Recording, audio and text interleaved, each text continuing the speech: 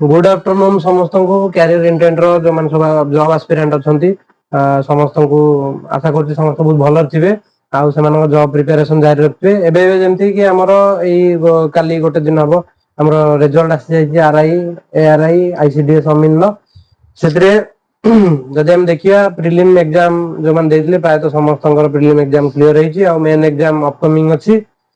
Main exam जो अच्छी तार मेन एग्जाम रो कौन सिलेबस रहिबो सेटा हमें आउ गोटे वीडियो रे करछु आउ सेटा को देखि नेबे प्लस हला हमर जो मेन एग्जाम अछि मेन एग्जाम रो सिलेबस रे हमें देखिया निश्चित भाव रे ओडिया ग्रामर रो इंपोर्टेंस अछि तादरे ओडिया ग्रामर रो 20 मार्क रो क्वेश्चन आसुची सेतरे तो हमें ओडिया ग्रामर भी पढिबा पूरा बेसिक टू एडवांस लेवल पर्यंत जहाँ जहाँ सिलेबस रे कवर करा जाय वन बाय वन हम सब जिंस कवर करिया आउ ताको प्रैक्टिस भी करिया आउ ओडिया ग्रामर रे भी हम स्ट्रांग हो आउ कोडी रु कोडी केमति रहइबो से विषय रे भी चिंता करिया तो चलंतु आज आमे जो ओडिया क्लास अछि से ओडिया क्लास रे पूरा स्टार्टिंग रे बेसिक रु हम ओडिया भाषा केमति डेवलप हेतिला ओडिया भाषा को भाषा बा को स्टेप देकी आज हमर एई बेला भाषा हमें देखिबा को पाउचंती बा तार लेखिबा को पाउचंती तो सेही विषय रे हम आज देखिबा कोन कोन स्टेप देकी ओडिया भाषा डेवलप हेछि तो चलंतु देखिबा पीपीटी रे मैं भी आज नहीं तो ओडिया व्याकरण हो किंबा जे कोनोसी व्याकरण हो व्याकरण रो कोन आवश्यकता अछि व्याकरण को हमें इंग्रजी रे ग्रामर बोली कहिताउ व्याकरण होउची कोन ना व्याकरण होउची भाषा रो सब नियम समूह माने व्याकरण बिना कोनोसी भाषा संभव होई नथाय व्याकरण बिना कोनोसी भाषा संभव होई नथाय व्याकरण होउची प्रति भाषा को लेखिबार नियम कहिबार नियम सब को हमें व्याकरण कहिताउ जेंति कि हमें गोटे सेंटेंस लिखला बेले हमें ओडिया रे धरा जे गोटे सेंटेंस लिखुचंती राम भात खाए जदि हमें एमति लिखुचंती ताले सेंटेंस ता बुझा पडुची काहे कि ना हमें जानि जंती को शब्द परे को शब्द सजाडी रखिया को पड़े व्याकरण बिना कोन हो ना हमें एई शब्द गुडा को निज हिसाब रे सजेई दबा केमति धरा जे मु लिखिबे एठी भात भात एई सेंटेंस ता छोटो सेंटेंस ता अछि तथापि देखिए भात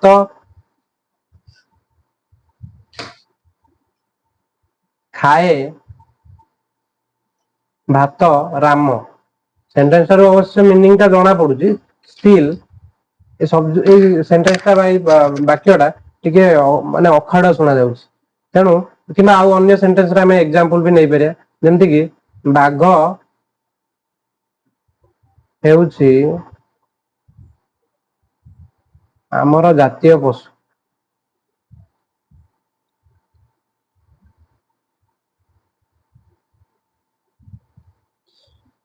जातीय पशु जदि हमें एई सेंटेंस रो शब्द गुडा को ओलटा पलटा करके लिखिबा माने ग्रामर रो रूल को मानिबा नाही ताले सेंटेंस ता पूरा अखाडा सुना जिवो माइस्टेरियस हे जो सेंटेंस ता जातीय बाघ पशु ଆମର हेउची जदि एमती सेंटेंस ता लिखिले जातीय बाघ पशु ଆମର हेउची सेही सेंटेंस सेही वर्ड बट से वर्ड गुडा रे हमें जतो तारो ऑर्डर चेंज कर देले कोडा का पर रहइबो ठीक ठिकाना रखिले नाही सेतले सेंटेंस ता कोन हेगला ना हमकु ठीक बुझा पडु नाही सेंटेंस रे किछि नियम व्याकरण रो किछि नियम एठी पालन हलानी से व्याकरण कोन कोन नियम अछि सेही गुडा हमें होची पढिबा आगु आगु आज हमें ओडिया ग्रामर कोन व्याकरण एई जिंसटा हमें जो देखिले एठो हमें जानले कोन ना व्याकरण रो आवश्यकता कोन अछि व्याकरण बिना देखुछन तो सेंटेंस ता केनतिया तार किछि मीनिंग ही रहउन तो सेति पे हमकु व्याकरण शिखिबा नियत दरकार सब भाषा रो व्याकरण थाए बिना व्याकरण रे कोनोसी भाषा सुंदर सहज आ बुझिहेला बेले हेबो नाही तो तेनु व्याकरण शिखिबा निहाती दरकार अटे कोनोसी लैंग्वेज शिखिया पय जेमति हमें कंप्यूटर लैंग्वेज जे शिखुछन तादरे ताको हमें सिंटाक्स बोली कहिताउ सेमति हमें ओडिया लैंग्वेज रे हम ताको व्याकरण कहउछु अन्य लैंग्वेज रे व्याकरण कहउछु किबा इंग्लिश रे हम ताको ग्रामर बोली कहउछु तेबे आसिला ओडिया भाषा रो क्रम विकास ओडिया भाषा केमति केमति डेवलप हेकी आगु आगु जाईछि प्रथमे हम देखिया भाषा काहे की आवश्यक भाषार आवश्यकता कोन अछि भाषार आवश्यकता एथि पे अछि जे आमे जदि निजर भाषा निजर मनर भावटा को काहा को प्रकाश करिया चाहउचंती किमा हम पाखरे थिबा ज्ञान को हमें आउ कहा सहित शेयर करिया चाहउचंती सेति पे हमकु भाषा दरकार बिना जदि भाषा रे हमें निज मन कथा को केमति हमें परिप्रकाश करिया तेणु भाषा होची भाव प्रकाश करिवार माध्यम आ भाषा अच्छी बोली मनीष हूँ सर्वश्रेष्ठ प्राणी जो सर्वश्रेष्ठ प्राणी जो थे कि मनीष पाखे ज्ञान से अन्य मान सहित सेयार कर ज्ञान आहरण कर नुआ नुआ कथा शिखा आमको मिलूँ। नेक्स्ट जदि आम देखा पृथ्वी प्राय 15,000 रु अधिक भाषा अच्छी बर्तमान पर्यंत प्रचलित होती अप्रोक्सीमेटली 15,000 रु अधिक भाषा अच्छी। भाषा हूँ परिवर्तनशील कहीं कथा लिखाई ना भाषा सब चेंजेबल जमी आम ओडिया भाषा जदि आम ग्रामर पर पढ़ी ओडिया भाषा आम जानी ओडिया भाषा बहुत गुड़े भाषा मिसी मिसिकी भी आम ओडिया भाषा हो जमीक ओडिया भाषा से रही जाइए जमी आम कहते पानी पीवा गोटे जिनस यूज कर गिलास इंग्लीश रे कहते ग्लास किसी जन जब आम पचार ना ग्लास रोडिया कौन ग्लास रोडिया आसोनी कहीं आसोनी ना आम सब अभ्यस्त होती कौन ना ग्लास को गिलास लिखार अभ्यस्त होती तेणु ये हूँ आमर कौन ना अपभ्रंश हो भाषाटा आसी तो भाषा सब परिवर्तनशील भाषा सब नुआ नुआ जिनस आड होता है किसी किसी जिनस डिलीट भी हो जाता है धीरे धीरे किसी किसी जिनस अपसरी जाए। नेक्स्ट जदि आम देखा केतक भाषा मूल भाषा सृष्टि होती जो भाषाटा मूल भाषा सृष्टि होती जोटा नुआ सृष्टि होती आम उपभाषा कही था जमी संस्कृत भाषा आमर ओडिया भाषा सृष्टि किसी किसी किसी शब्द संस्कृत भाषा ओडिया को आसी। नेक्स्ट पृथ्वी अनेक भाषा लोप पाई कि जो भाषार आमर लेटर रही कि तार कौन लिपि रही धीरे धीरे से भाषा निश्चित भाव में लोप पाई बहुत भाषा एमती पृथ्वी लोप पाई ओडिया भाषार मूल मूल उत्स हूँ भारतीय आर्य भाषा भारतीय आर्य भाषा आमर ओडिया भाषार उत्पत्ति देखिया को भाषा देकी ओडिया भाषा डेभलप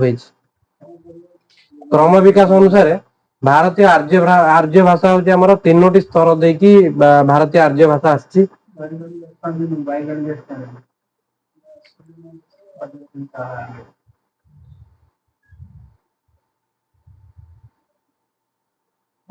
आर्य भाषा देकी आम भारतीय भाषा ओडिशा भाषा ओडिया भाषा गतिशील होती जमती कि प्रथम प्राचीन भारतीय आर्य भाषा जोटा कि आमर आर्य भारतीय माने जो माने संस्कृत भाषा कथा होते ख्रीष्टपूर्व 1500 रु प्राय ख्रीष्टपूर्व 500 पर्यंत से माने संस्कृत भाषा जोटा आमर वैदिक संस्कृत बा लौकिक संस्कृत थिला सही भाषा रू धीरे धीरे डेभलप होगी आमर तैयारी को भाषा ना मध्य भारतीय आर्य भाषा जहाँकि ख्रीष्टीय 500 रु ख्रीष्टपूर्व 500 रु आगु को डेभलप है मध्य भारतीय आर्य भाषा। मध्य भारतीय आर्य भाषा जोटा कि कथित संस्कृत बा वैदिक संस्कृत रु जात होता तादू पुणी नुआ भाषा सृष्टि है जोटा कि आम कहते आधुनिक भारतीय आर्य भाषा ताले एमतिया गोटे प्राचीन भारतीय आर्य भाषा थिला तापर प्राचीन भारतीय भाषा पर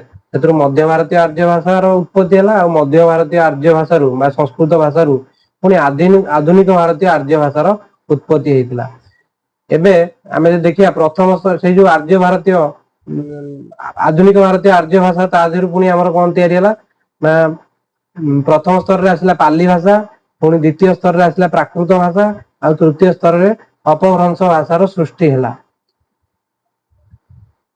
मध्य भारतीय आर्य भाषा जोटा आम देखिले मध्य भारतीय आर्य भाषा प्राचीन भारतीय आर्य भाषा तादेह मध्य भारतीय आर्य भाषा आसला ख्रीष्टपूर्व 500 रु ख्रीष्टीय 1000 रु परवर्ती समय आधुनिक भारतीय आर्य भाषा आसला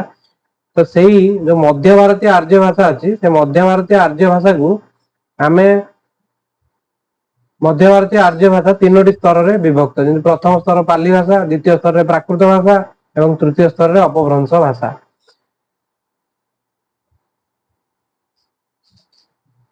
आ ये जो 3टा स्तर अच्छी द्वितीय स्तर जो प्राकृत भाषा अच्छी से द्वितीय स्तर प्राकृत भाषा पुणी 5 प्रकार भाषार उत्पत्ति होता कौन कौन जमती कि महाराष्ट्री भाषा आउ सौरसेनी भाषा महाराष्ट्री भाषा सौरसेनी भाषा मागधी भाषा पैशाची भाषा अर्धमागधी भाषा एमती 5टी भाषा तैयारी है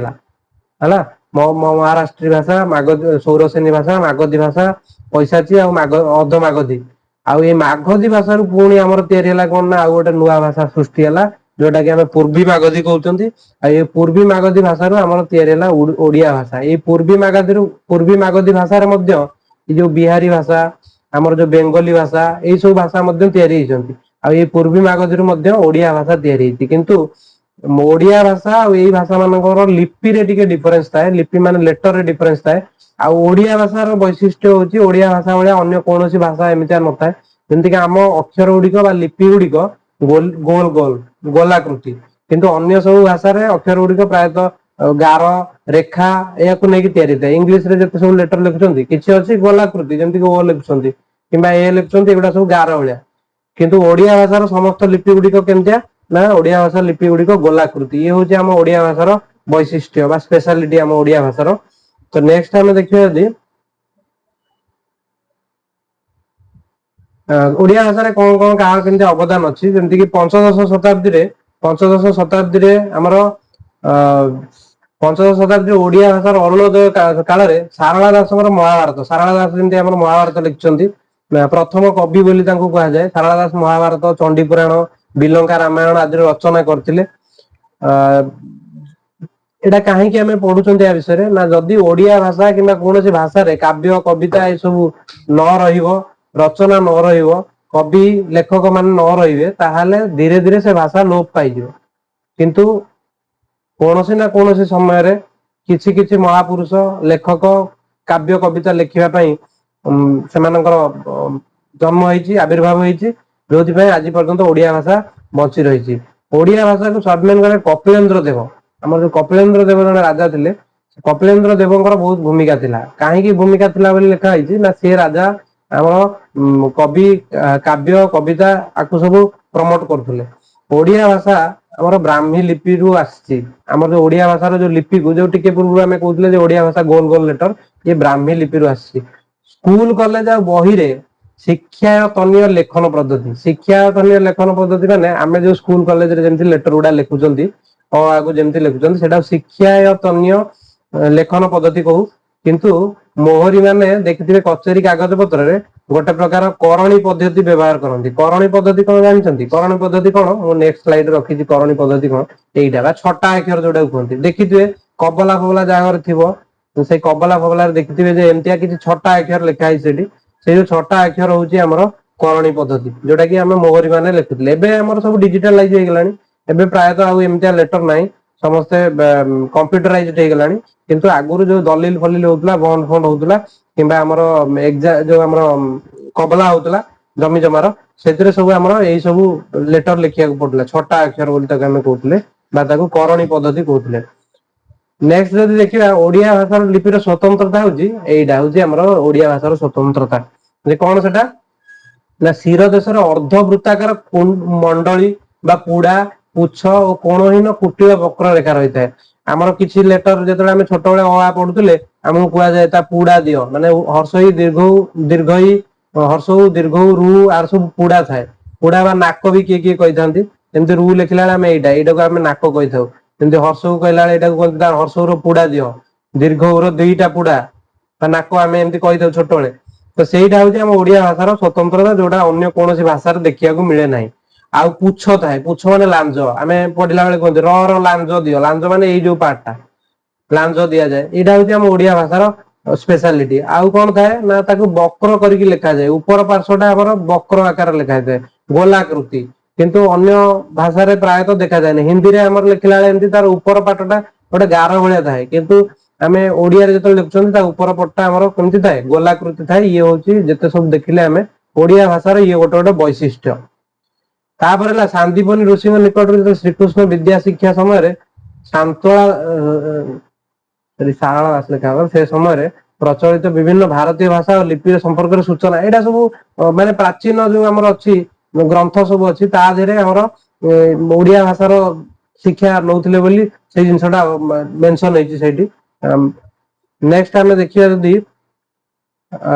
एटा हमर देखले करणी लेखा जोटा हम छटा अक्षर कहउचंती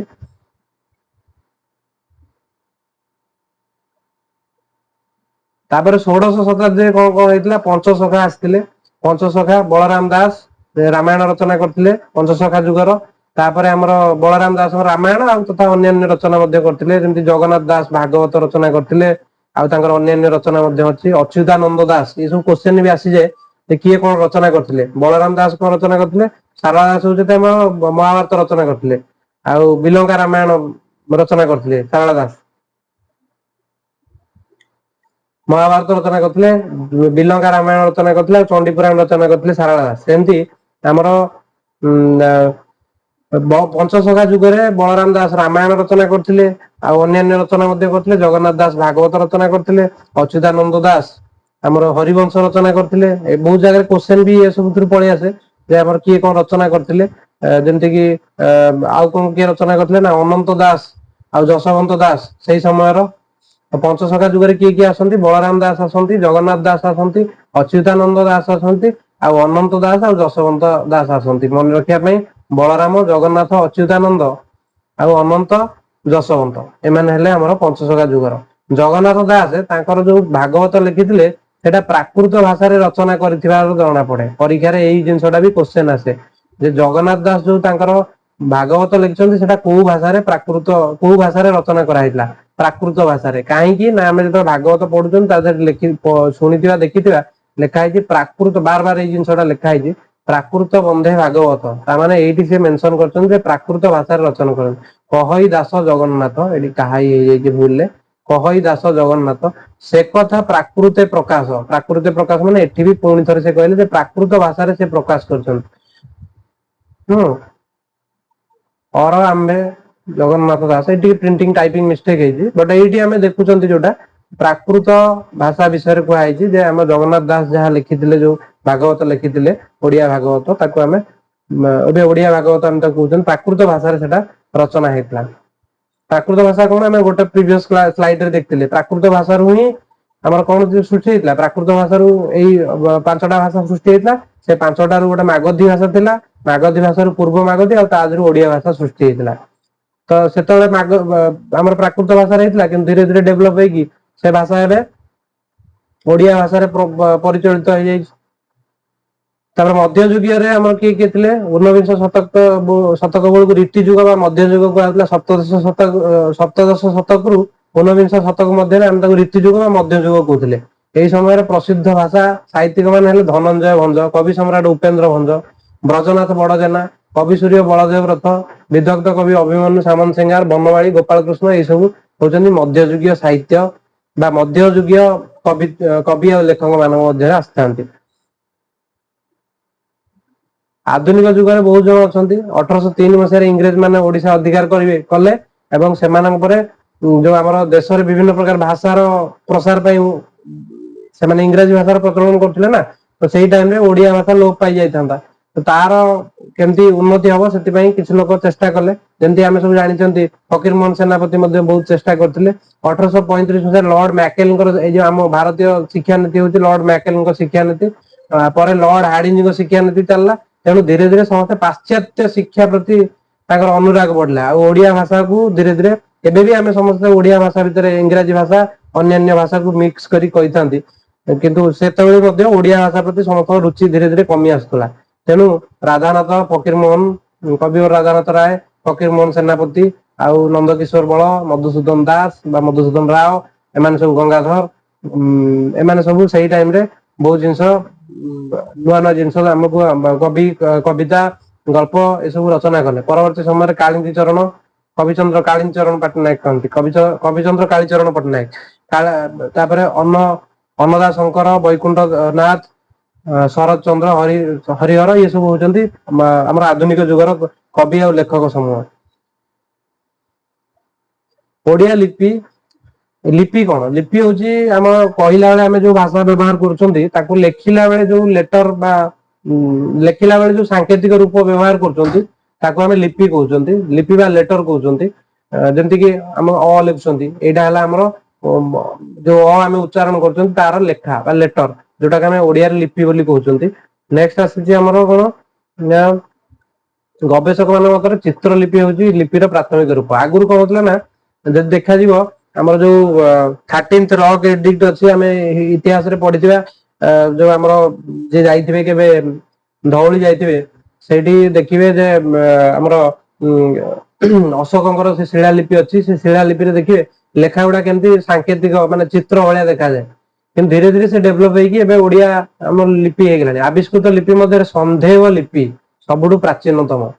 संधेव लिपि होची सबुठु प्राचीनतम मात्र पठितव्य माने पढुथुवा लिपि भितर ब्राह्मी लिपि होची सर्वप्रथम ଏଇ କଥାଟା ପରୀକ୍ଷାରେ ବେଳେ ବେଳେ क्वेश्चन ଆସେ। ସବୁଠୁ ପୁରୁଣା ଲିପି ହଉଛି ସନ୍ଦେହ ଲିପି ପ୍ରାଚୀନତମ, କିନ୍ତୁ ପଠିତ ଯେଗୁଡା ଆମେ ସବୁ ପଢିବା ପାଇଁ ଯୋଉ ଲିପି ବ୍ୟବହାର କରୁଛନ୍ତି ବା ଯେବେ ଏବେ ଯୋଉ ଏଜୁକେସନ ରେ ଯୋଉଟା ୟୁଜ ହଉଛି ତା ଭିତରୁ ବ୍ରାହ୍ମୀ ଲିପି ହଉଛି ସର୍ବପ୍ରଥମ। ବିଶେଷଜ୍ଞ ମାନଙ୍କ ମତରେ ଭାରତ ବର୍ଷରେ 2ଟି ଲିପି ପ୍ରଚଳିତ ଥିଲା, ଯଥା ଖରଷ୍ଟି ଆଉ ବ୍ରାହ୍ମୀ। 2ଟା ମାତ୍ର ଲିପି ଥିଲା, ଖରଷ୍ଟି ଆଉ ବ୍ରାହ୍ମୀ। ଆର୍ଯ୍ୟ ଭାଷା ମାନଙ୍କ ମଧ୍ୟରେ ଓଡିଆ ଭାଷାର ମୂଳ ଲିପି ହଉଛି ବ୍ରାହ୍ମୀ ଲିପି। ଓଡିଆ ଭାଷା ଯୋଉ ଲିପି ଲେଖୁଛନ୍ତି ତାକୁ ଆମେ ବ୍ରାହ୍ମୀ ଲିପି ବୋଲି କହୁଛନ୍ତି। ଅଶୋକଙ୍କ ଅନୁଶାସନ ଏଇ ବ୍ରାହ୍ମୀ ଲିପିରେ ଖୋଦିତ ହେଇଥିଲା, ଯୋଉଟା କି ଆମେ ଦେଖିପାରିବା। ସେଟା ହଉଛି କେମିତି ଥିଲା ନା ଗୋଟେ ସିମ୍ବଲ ଭଳିଆ ଥିବ, ଗାର ଗାର ସିମ୍ବଲ ଭଳିଆ ଥିବ, ଯୋଉଟା ଆମେ କହୁଛନ୍ତି ସେଟା ହଉଛି ପ୍ରଥମ ପ୍ରାଥମିକ ରୂପ ଭଳିଆ ଥିଲା, ଚିତ୍ର ଭଳିଆ ଥିଲା ସେ ଅକ୍ଷର ଗୁଡା। ଏକାଦଶ ଶତାବ୍ଦୀରୁ ଚତୁର୍ଦ୍ଦଶ ଶତାବ୍ଦୀ ମଧ୍ୟରେ ଓଡିଆ ଲିପିକୁ ପ୍ରତ୍ନଲିପି ବୋଲି କୁହାଯାଉଥିଲା। ପ୍ରଥମେ ତାକୁ ବ୍ରାହ୍ମୀ ଲିପି, ତାପରେ ତାକୁ ପ୍ରତ୍ନଲିପି ବୋଲି କୁହାଯାଉଥିଲା। 14ଶ ଶତକରୁ 16ଶ ଶତକ ମଧ୍ୟରେ ଓଡିଆ ଲିପିକୁ ପ୍ରାଚୀନ ଲିପି ବୋଲି କୁହାଯାଉଥିଲା। ତାପରେ ଓଡିଆ ଲିପିର ବୈଶିଷ୍ଟ୍ୟ ହଉଛି କଣ ନା ଅର୍ଦ୍ଧବୃତ୍ତାକାର ମଣ୍ଡଳୀ, ଯୋଉଟା ଉପରଟା ଆମର ଗୋଲିଆ ଭଳିଆ ଥାଏ, ଅର୍ଦ୍ଧବୃତ୍ତାକାର ମଣ୍ଡଳୀ। ଆଉ ସେକେଣ୍ଡରେ ହଉଛି କଣ ତାର ନା ଅର୍ଦ୍ଧବୃତ୍ତାକାର ମଣ୍ଡଳୀ ସହିତ ପୁଢା ଥାଏ। ଯେମିତି ଆମେ ଏଇଟା ରୁ ଲେଖିଲା ବେଳକୁ ଏମିତି ଲେଖୁଛନ୍ତି, ଅ ଲେଖିଲା ବେଳକୁ ଉପରଟା ଗୋଲିଆ ଭଳିଆ ରହୁଛି, ର ଲେଖିଲା ବେଳକୁ ଉପରଟା ଏମିତି ଅର୍ଦ୍ଧବୃତ୍ତାକାର ମଣ୍ଡଳୀ ଭଳିଆ ରହୁଛି। ପୁଢା ରହୁଛି, ପୁଢା ଏଇ ଆମର ଏଇଠି ପୁଢା ଅଛି। ଅ ରେ ମଧ୍ୟ ଆମେ ଏମିତି ଅ ଲେଖିଲେ ଏଇଠି ପୁଢା ଦଉଛନ୍ତି। ଆଉ ପୁଛ ମାନେ ଲାଞ୍ଜ ରହୁଛି ର ର। ଆଉ କୋଣହୀନ କୁଟିଳ ବକ୍ର ରେଖା ସବୁ ରହିଥାଏ। କୋଣହୀନ ଏମିତି ଆମେ ରୁ ଲେଖିଲା ବେଳକୁ ଏଇଠି କୋଣହୀନ କୁଟିଳ ବକ୍ର ରେଖା ଲେଖୁଛନ୍ତି। ହର୍ଷଉ ଲେଖିଲା ବେଳକୁ ଏଇଠି କୋଣହୀନ, କୋଉଠି କୋଣ ବନୁନି। ନେକ୍ସଟ ହେଲା ବ୍ରାହ୍ମୀ ଲିପିରୁ ଓଡିଆ, ବଙ୍ଗଳା, ଏଇଟା ମୁଁ ଆଗରୁ ଡିସକସନ ବି କରିଥିଲି। ନାଗରୀ, ଆସାମୀ ଏସବୁ ଭାଷା ସୃଷ୍ଟି ହେଇଛି, କିନ୍ତୁ ଓଡିଆ ଭାଷା ହଉଛି କେବଳ ଏଇ ଭାଷା ସବୁ ସୃଷ୍ଟି ହେଇଛି, କିନ୍ତୁ ଓଡିଆ ଭାଷାର ବୈଶିଷ୍ଟ୍ୟ ଅଛି। କଣ ପାଇଁ ନା ଓଡିଆ ଲିପି ହଉଛି ସମ୍ପୂର୍ଣ୍ଣ ଗୋଲାକାର। ଅନ୍ୟ ଭାଷା ଗୁଡିକ ଗୋଲାକାର ନୁହଁ, ବଙ୍ଗଳା ଏସବୁ ଗୋଲାକାର ନୁହଁ। ଧନ୍ୟବାଦ। ଆଜିର କ୍ଲାସରେ ଆମେ ଦେଖିଲେ କଣ କଣ ନା ଦେଖିଲେ ଓଡିଆ ବ୍ୟାକରଣ ବା ଓଡିଆ ଭାଷା କେମିତି କେମିତି ଡେଭଲପ ହେଇଛି, କୋଉଠୁ କୋଉ କୋଉ ଷ୍ଟେପ ଦେଇକି ଆସିଛି। ଆଶା କରୁଛି ଭିଡିଓଟା ସମସ୍ତଙ୍କ ପାଇଁ ଇନଫର୍ମେଟିଭ ହେଇଥିବ, ଆଉ କିଛି କିଛି ଶିଖିବାକୁ ମଧ୍ୟ ମିଳିଥିବ। କ୍ୱେଶ୍ଚନ ଯାହା ଯାହା ଏଥିରୁ ଆସେ ମୁଁ ବି ତାକୁ ଡିସକସନ କରୁଥିଲି। ତା ସହିତ ସେଇ ଯାହା ଯାହା ପଢିଲେ ତାର ଗୋଟେ କ୍ୱେଶ୍ଚନ ସେଟ ବି ଆମେ ଧୀରେ ଧୀରେ ଆଣିବା। ଗୋଟେ ଇଣ୍ଟ୍ରୋଡକ୍ସନ କ୍ଲାସ ସରିଗଲା ପରେ ଆମେ ଏଥିର କ୍ୱେଶ୍ଚନ ସେଟ ଗୁଡା ନେଇ ଆସିବା, କ୍ୱେଶ୍ଚନ କୁ ବି ଡିସକସନ କରିବା। ତ ଭାବୁଛି କି କ୍ଲାସ ଟା ସମସ୍ତେ ଦେଖିବେ, ଆଉ ଭଲ ଲାଗିବ କ୍ଲାସ ଟା। ବୁଝିବାକୁ ଚେଷ୍ଟା କରିବେ, ଯାହା ଯାହା ପାଇବେ ନୋଟ ଡାଉନ କରିବେ। Thank you. ପଢାପଢି ଜାରି ରଖନ୍ତୁ, ଯେମିତି ଏଇଥରଟା ଆମର RI ARI କ୍ଲିୟର ହବ। Thank you, take care.